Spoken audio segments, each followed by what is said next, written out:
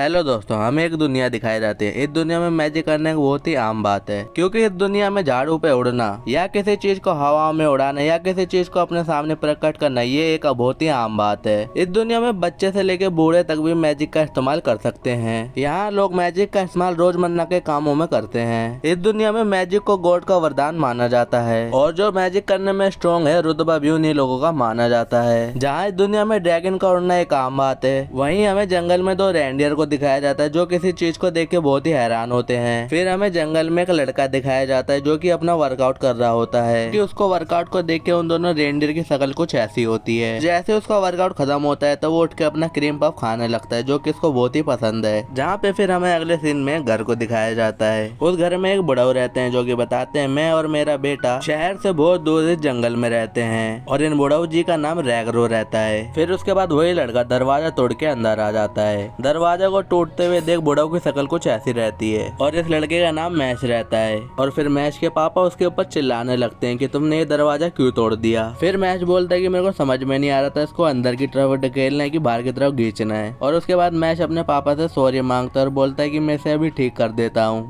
फिर उसके बाद मैश दरवाजे को पकड़ के उल्टा ठोकने लगता है। फिर उसके बाद उसके डैड बोलते हैं कि ठोकना बंद कर वरना दरवाजा टूट जाएगा। फिर उसके बाद मैश बोलते हैं कि दरवाजे पे क्यों ठोकूं, उतने में दरवाजा टूट जाता है। और इसके बाद इस गलती में मैश अपने डैड से माफी मांगता है और बोलता है कि मैं इसे ठीक कर दूंगा, जिस पर उसके डैड बोलते हैं ठीक है। फिर मैश पूछता है कि वो हर बार उससे फिजिकल ट्रेनिंग करने के लिए क्यों भेज देता है। मैश के डैड मनी में बोलते हैं कि मैं इसे कैसे बताऊं कि वो मैजिक का इस्तेमाल बिल्कुल भी नहीं कर सकता। और फिर उसके बाद मैश के डैड बाहर टहलने के लिए निकल जाते हैं और उसको ये भी बोलते हैं कि मेरे जाने के बाद तुम शहर बिल्कुल भी नहीं जाओगे।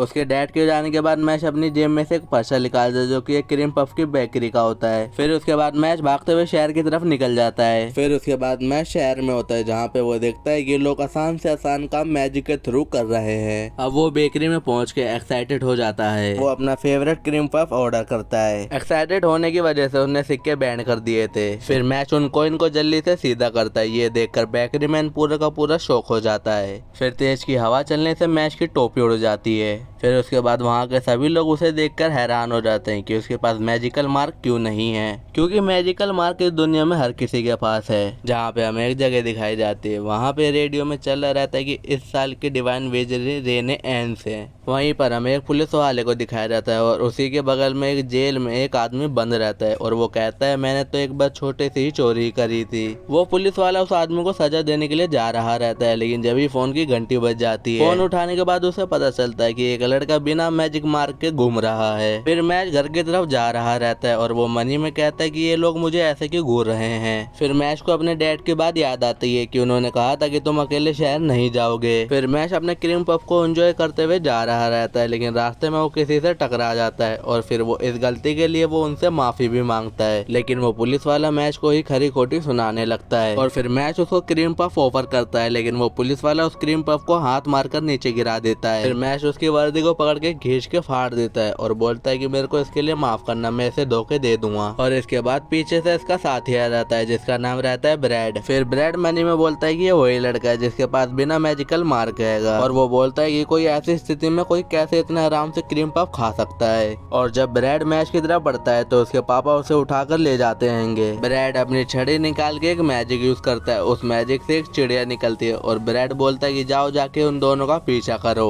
अगले सीन में मैश के पापा उसके ऊपर चिल्ला रहे रहते हैं कि तुम अकेले शहर क्यों गए। फिर उसके बाद मैश माफी मांगता है कि सॉरी मुझे माफ कर दो। मैश के डैड उसे सजा के तौर पे बोलते हैं कि जाओ तुम्हें अपना फिजिकल वर्कआउट एक और बार करना होगा, जिसमें मैश उन्हें क्रीम पफ देख के वहाँ से चला जाता है। जब मैश वर्कआउट के लिए बाहर जा रहा था तो उसके डैड देखते हैं कि फिर से दरवाजा तोड़ देगा, तो इसीलिए वो खुद उसके लिए दरवाजा खोल देते हैं और मैश शुक्रिया कह के वहाँ से चला जाता है। फिर उसके बाद मैश के डैड बाहर देखते हैं तो उन्हें वही चिड़िया दिखाई देती है। फिर एकदम से घर के अंदर ब्लास्ट होता है। जब धुआं उठता है तो हम उन्हीं ऑफिसर को देखते हैं और वो मैश का पता पूछ रहे रहते हैं, लेकिन मैश के डैड बोलते हैं कि तुम किस लड़के की बात कर रहे हो। फिर हमें जंगल में मैश को दिखाया जाता है जहाँ पे उसका वर्कआउट कंप्लीट हो चुका होता है। फिर मैश बोलता है कि मुझे घर जाना चाहिए, मेरा क्रीम पफ इंतजार कर रहा होगा। और अब वो जैसे ही गेट को खोलने वाला रहता है जब भी उसको घर में से कुछ आवाजें आती हैं। ब्रैड बोलता है कि मुझे बता दो कि वो लड़का कहाँ है तो मैं तुम्हें जिंदा छोड़ दूंगा, लेकिन मैश के पापा उसे मना कर देते हैं कि मुझे नहीं पता कि वो कहाँ आएगा। फिर ब्रैड बोलता है कि जिन्हें मैजिक यूज नहीं करना आता है उन्हें तो मार देना चाहिए।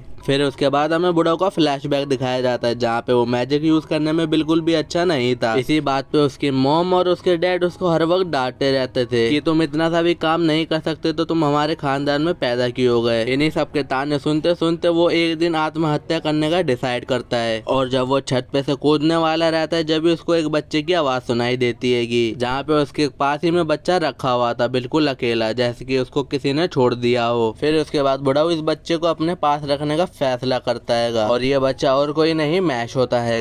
और बुढ़ाऊ बोलता है कि पहली बार मुझे लगा कि किसी को मेरी जरूरत है। फिर ब्रैड एक और बार उससे पूछता है कि तुमने उस लड़के को कहाँ छुपा रखा है। फिर उसके बाद बुढ़ाऊ चिल्ला चिल्ला कर बोलने लगते हैं मैशिया भाग जाओ इधर से, मैशिया भाग जाओ। फिर उसके बाद ब्रैड बोलता है अपने साथियों से कि वो यहीं कहीं पे होगा, उसे जाके ढूंढो। रैगरो को देख चिल्लाते हुए ब्रैड का गुस्सा आता है तो फिर वो रैगरो को लाती लात मारने लगता है और फिर ब्रैड बोलता है कि बुड्ढे चिल्लाना बंद कर। फिर रैगरो एक और बार फिर से चिल्लाने लगता है कि मैशिया भाग जाओ, मैशिया भाग जाओ। रैगरो को चिल्लाते हुए देख ब्रैड का गुस्सा आ जाता है तो वो इसीलिए उसके ऊपर मैजिक से हमला करने वाला रहता है। उसका अटैक जैसे ही तैयार होने वाला रहता है तो तभी वो ब्रैड के साथ ही मैच को बाहर ढूंढने के लिए जाने लगते हैं। फिर तभी मैच गेट को तोड़ते हुए ब्रैड के एक साथी पे सुपरमैन पंच मारता है।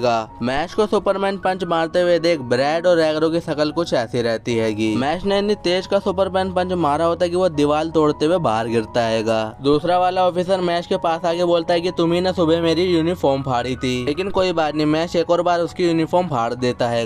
फिर वो ऑफिसर बोलता है कि इसने मेरी दूसरी यूनिफॉर्म भी फाड़ दी। फिर उसके बाद मैच उसे रैप्टे रैप्टे मारने लगता है जैसे आपकी और मेरी मम्मी हमें बचपन में मारा करती थी। मैच के चाटे खा के वो दूर जाके गिरता है। फिर उसके बाद मैच के डैड बोलता है कि तुम यहाँ से भागे क्यों नहीं, मैंने तो तुमको भागने के लिए कहा था। लेकिन मैच बोलता है कि मैं आपको छोड़ के नहीं जा सकता क्योंकि आप ही मेरा परिवार हो। मैच की बात सुन के रैगरो की शक्ल कुछ ऐसी रहती है। फिर मैच ब्रैड से बोलता है कि जब मैं यहाँ पे आ गया हूँ तो मैं तुम्हें नरक का रास्ता दिखाता हूँ। ब्रैड हंसते हुए बोलता है कि तुम्हें तो मैजिक करना भी नहीं आता तो तुम कहाँ से मुझे नरक का रास्ता दिखाओगे। ब्रैड का साथी बोलता है कि ये मास्टर को कभी नहीं हरा सकता, पहले मास्टर ब्यूरो ऑफ एकेडमी में सिक्योरिटी गार्ड थे, इसे तो खुद मैजिक करना नहीं आता है। फिर ब्रैड बोलता है कि ये लड़ाई सिर्फ 3 सेकंड में खत्म हो जाएगी। फिर उसके बाद ब्रैड मैजिक से एक हमले की तैयारी करता है। ब्रैड का साथी बोलता है ये तो वही मैजिक है जब इन्होंने एक ड्रैगन को हराया था जब ये ब्यूरो ऑफ एकेडमी में सुरक्षा दल में थे, लेकिन मैच अपनी जगह पर ही खड़ा रहता है। फिर उसके बाद जैसे ही ब्रैड का हमला तैयार होता है तो वो मैच के ऊपर शूट कर देता है। फिर उसके बाद हमें एक जोरदार ब्लास्ट दिखाया जाता है। फिर उसके बाद हमें घर के अंदर का सीन दिखाया जाता है जहाँ पे हर सामान बिखरा हुआ रहता है, जो कि हमें एक इंसान दिखाया जाता है जो कि धुएं से ढका रहता है। ये और कोई नहीं बल्कि मैच होता है। मैच को कुछ भी नहीं हुआ होता है। फिर हमें दिखाया जाता है कि मैच ने अपने एक हाथ झटकते उस ब्लास्ट को गायब कर दिया। इससे ब्रैड भी डर जाता है। फिर ब्रैड बोलता है इसने मेरे ताकतवर हमले को सिर्फ एक हाथ से ही झटक दिया और बोलता है कि मैंने इसी मैजिक का इस्तेमाल करके एक ड्रैगन को हराया था। और वो मैच को देखते हुए बोलता है कि नहीं ये नामुमकिन है। फिर ब्रैड बोलता है कि मेरी गलती थी कि मैंने तुमको हल्के में लिया। फिर उसके बाद वो अपना फिर से एक और मैजिक अटैक तैयार करने लगता है, लेकिन जो उसका साथी रहता है वो बोलता है कि इतनी ज्यादा एनर्जी से ये पूरा का पूरा इलाका तबाह हो जाएगा। ब्रैड का मैजिक अटैक पूरा हो जाता है और वो मैच की तरफ शूट कर देता है। ऐसे ही वो अटैक मैच को लगने वाला रहता है। मैच अपने एक ही हाथ मार के उस अटैक को दूर कर देता है। ब्रैड एक और बार मैच के ऊपर हमला करता है, लेकिन मैच उसकी एनर्जी बॉल से डॉज बॉल खेलने लगता है। ब्रैड फिर से उसके ऊपर हमला करता है, लेकिन मैच फिर से उससे खेलने लगता है। मैच ब्रैड को अपने फुटबॉल के मूव भी दिखाता है, जिससे ब्रैड बिल्कुल भी खुश नहीं था। फिर उसके बाद मैच अपने फादर के नीचे से छड़ी उठाता है और बोलता है फादर मैं आपकी छड़ी ले रहा हूँ थोड़ी देर के लिए। ब्रैड को लगता है कि मैच कोई मैजिक का यूज करने वाला रहता है, इसीलिए ब्रैड एक शील्ड बना लेता है अपने मैजिक से। मैच उस छड़ी को इतनी तेज फेंकता है कि उससे ब्रैड की शील्ड भी टूट जाती है।